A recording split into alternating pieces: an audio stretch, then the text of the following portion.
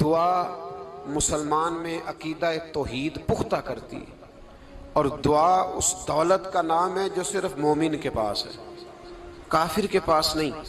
نبی پاک علیہ السلام نے فرمایا الدعاء صلاح المومن، دعا مومن کا ہتھیار ہے، کافر کے پاس یہ ہتھیار نہیں ہے۔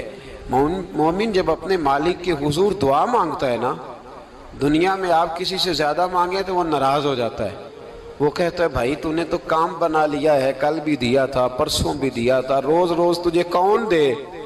میرے نبی پاک علیہ السلام نے فرمایا جو اپنے رب سے زیادہ مانگتا ہے رب اس سے زیادہ راضی ہوتا ہے، زیادہ راضی ہوتا ہے۔ اب دعا مخصوص اوقات نہیں دعا کے، فرمایا اذا دعان، جب بھی دعا مانگو گے تمہارا رب تمہاری دعا کو، جب بھی دعا تو دعا کرتے رہنا چاہیے، ہر وقت دعا میں بندہ شامل رہے، اللہ کے ذکر میں شامل۔ یہ جو قرآن مجید نے کہا نا یا ایھا الذین آمنوا اذکروا اللہ ذکرا کثیرا، اے ایمان والو اپنے رب کا ذکر کثرت سے کرو، وسبحوہ بکرۃ واصیلا، اور صبح و شام اسی کی پاکی بیان کرو۔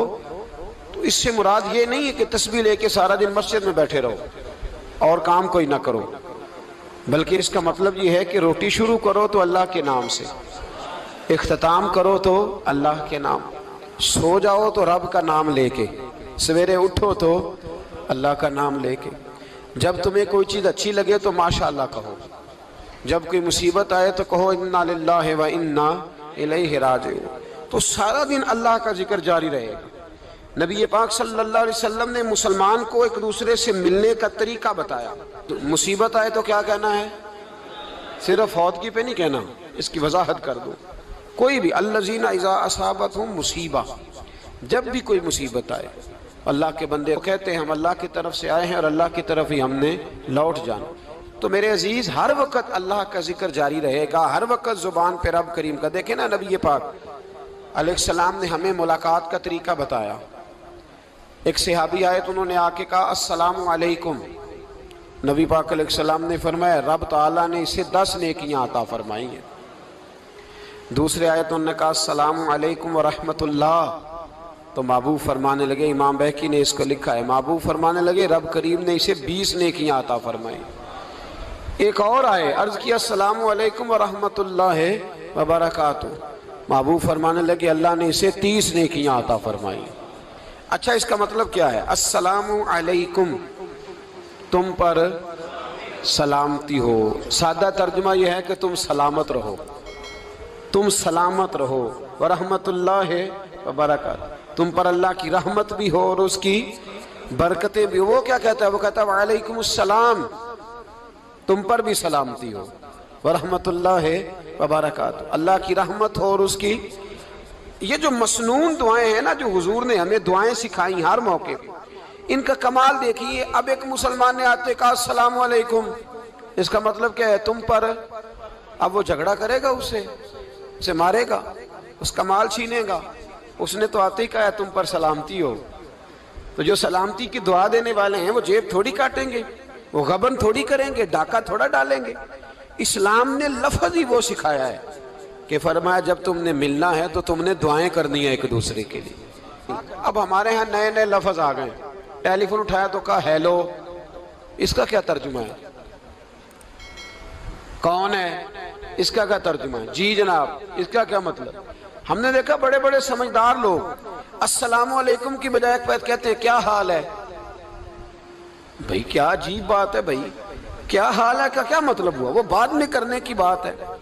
اور کچھ تھوڑا سا جو ادیب ہیں، جو بیچارے حروف کے پیچ و تاب میں رہتے ہیں، وہ کہتے ہیں آداب عرض ہے۔ وہ کیا ہوتا ہے جی؟ اسلام نے دعا سکھائی ہے السلام علیکم، یہ کتنی خوبصورت دعا ہے۔ جب آپ گھر کے اندر داخل ہوئے تو آپ نے دعا دی السلام علیکم، یہ دعا دی آپ۔ ایک صحابی حاضر خدمت ہوئے، عرض کی یا رسول اللہ صلی اللہ علیہ وسلم میرے گھر میں غربت رہتی ہے، کیا کروں؟ نبی پاک علیہ السلام نے فرمایا جب بھی گھر جایا کرنا گھر والوں سے سلام لیا کر، گھر والوں سے کیا کہا کر؟ السلام علیکم، جب بھی گھر جائے۔ یعنی گھر آیا، اب گھر والوں نے بتایا کہ ماچس کی ڈبیا تو لے آؤ۔ اب یہ دکان کونے پہ تھی گھر والے پہ، وہاں سے ماچس کی ڈبیا لے کے واپس گیا تو کہنے لگا السلام علیکم. پھر گھر والوں نے کہا ہو بتانا یاد ہی نہیں رہا، چینی بھی ختم ہو گئی ہے. تو یہ پھر گیا چینی لینے، لوٹ کے آیا تو کیا کہا؟ جب اللہ چاہتا ہے تو کہے، جب اللہ کے رسول چاہتے ہیں تو کہے. اس کا ترجمہ یہ ہے کہ تو کہہ، تو سلام لے. اللہ رسول چاہ رہے ہیں کہ تو سلام لے تاکہ تیرے گھر میں سلامتیاں ڈال دی جائیں. تو فرمایا سلام لینی ہے تو نے، اور ساتھ تو نے اس طرح کرنا ہے کہ 3 دفعہ سورۃ اخلاص کو پڑھنا ہے. امام قرطبی نے اس کو لکھا ہے. اس نے کہا حضور غربت بڑی ہے. غربت بڑی ہے تو کہ وظیفہ بتائیں. فرمایا جب بھی گھر جاؤ سلام لو اور 3 دفعہ سورۃ اخلاص پڑھو. وہ صحابی کہتے ہیں میں پکا ہو گیا. اب وہ کچھ دنوں کے بعد، کچھ عرصے کے بعد، کچھ مہینوں کے بعد واپس آئے تو صحابہ کرام علیہم رضوان فرماتے ہیں ہماری خواہش تھی کہ یہ کچھ بیان کرے، اب بتائے جو وظیفہ لے کے گیا تھا اس کا رزلٹ کیا نکلا. کہتے اس نے بڑی حیرت انگیز بات کی، حیرت انگیز عجیب انداز میں. کچھ لوگوں کا دل ہوتا ہے نا کہ مجھے ملے میرے پڑوسی کو نہ ملے، اور کچھ کا دل ہوتا ہے یار مجھے بھی ملا ہے اور الحمدللہ میرے پڑوسی کو ملا ہے. تو صحابی جب حاضر ہوئے تو صحابہ کہتے ہیں ہمیں تجسس تھا کہ یہ کچھ بتائیں. تو حضور نے فرمایا کیا حال ہے تیرا؟ کہا یا رسول اللہ کمال ہی ہو گئی ہے حضور، میں جب بھی گھر جاتا ہوں سلام لیتا ہوں اور 3 دفعہ سورۃ اخلاص پڑھتا ہوں. میں تو امیر ہو ہی گیا ہوں، میرے تو ہمسائے بھی امیر ہو گئے. کتنا پیارا ہے یہ جملہ، کتنا حسن ہے.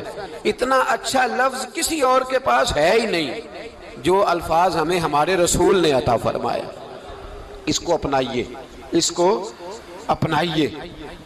یہ الگ بات ہے کہ لوگ مطلب کے لیے سلوٹ کر لیتے ہیں بڑا سارا، لیکن مطلب کے لیے نہیں. جس کو جانے اس سے بھی سلام لیں، جس مسلمان کو نہیں جانتے اس سے بھی. تو نبی پاک نے ہمیں مسنون دعائیں سکھائیں. رات کو جب سونے لگیں اللہ کے رسول صلی اللہ علیہ وسلم نے ہمیں دعا سکھائی. حضور نے فرمایا جب سونے لگو تو مسلم شریف میں فرمایا تم نے یہ دعا پڑھنی، اللہم باسمک اموت و احیا. تم نے کہنا اے اللہ میں تیرے نام پر مرتا ہوں اور تیرے نام پر جیتا ہوں. نبی پاک صلی اللہ علیہ وسلم نے ایک حدیث میں فرمایا کہ یہ جو نیند ہے نا یہ موت کی چھوٹی بہن ہے، یہ موت کا ایک حصہ ہے.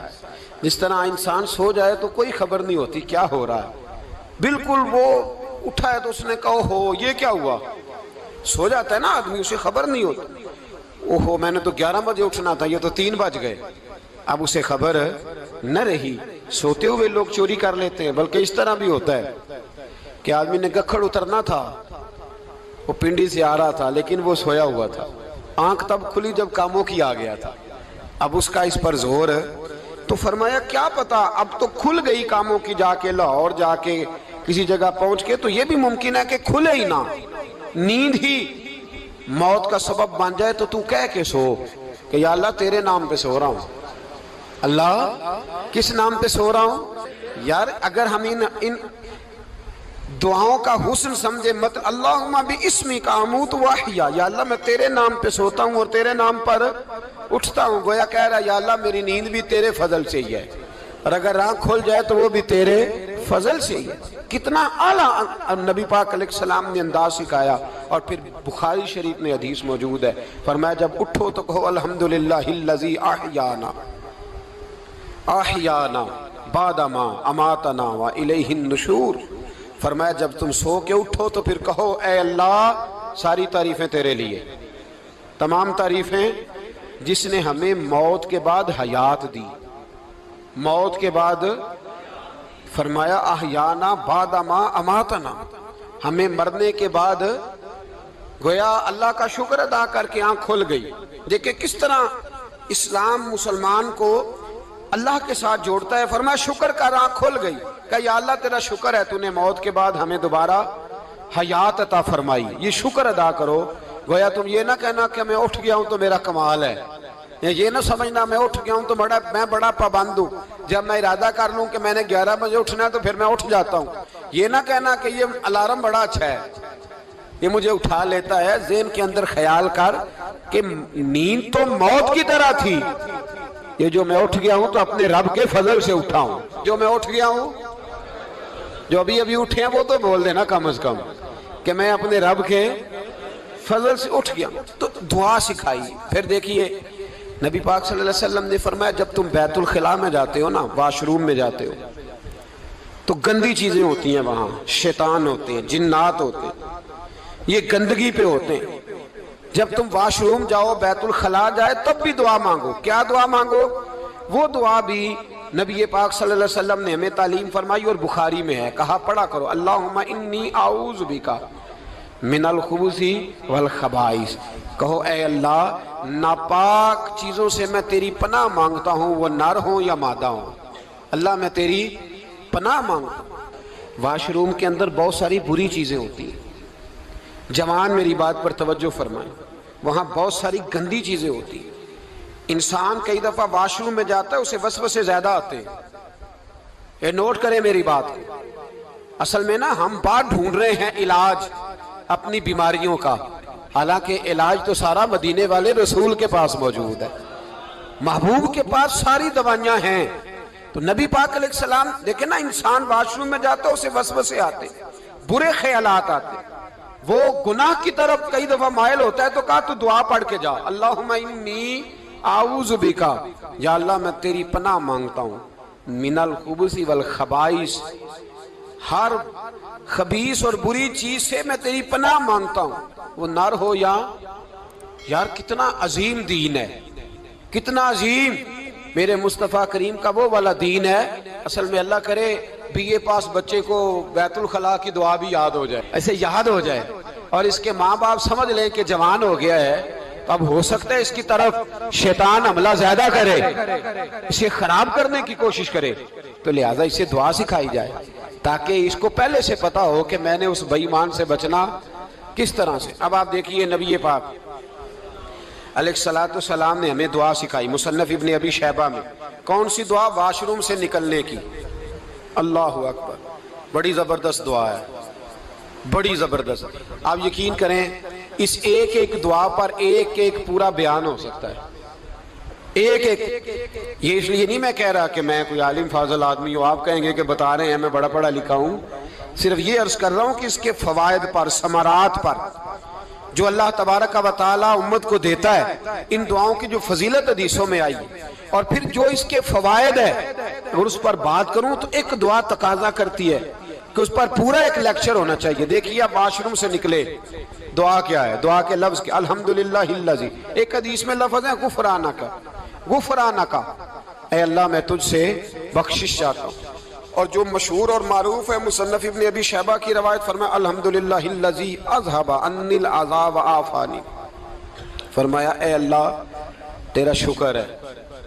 واش روم سے نکلا ہے تو کہہ رہا ہے یا اللہ تیرا شکر ہے، تو نے مجھ سے اذیت دور کی، وعافانی، اور تو نے مجھے عافیت عطا کر دی، اذیت دور کر دی اور عافیت۔